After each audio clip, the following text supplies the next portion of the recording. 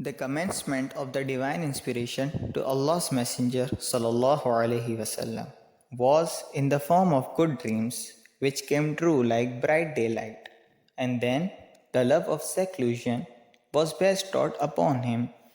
He used to go in seclusion in the cave of Hira, where he used to worship Allah alone, continuously for many days before his desire to see his family.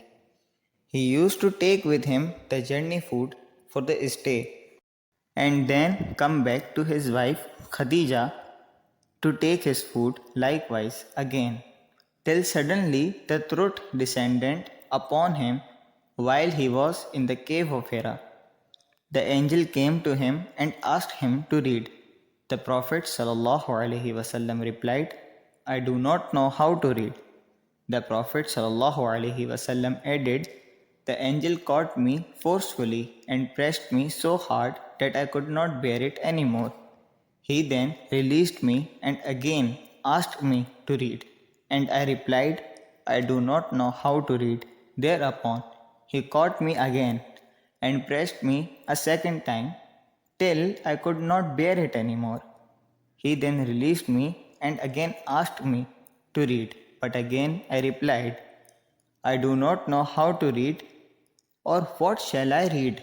Thereupon he caught me for a third time and pressed me and then released me and said, اقرأ باسم ربك الذي خلق خلق الإنسان من علق اقرأ وربك الأكرم. Read, O Prophet, in the name of your Lord who created humans from a clinging clot. Read, and your Lord is the most generous. Then Allah's Messenger ﷺ returned with the inspiration and with his heart beating severely. Then he went to Khadija bint Khalid and said, cover me, cover me. They covered him till his fear was over. And after that, he told her everything that had happened and said, I fear that something may happen to me. Khadija replied, never, by Allah. Allah will never disgrace you. You keep good relations with your kith and kin. Help the poor and destitute. Serve your guests generously and assist the deserving calamity afflicted ones.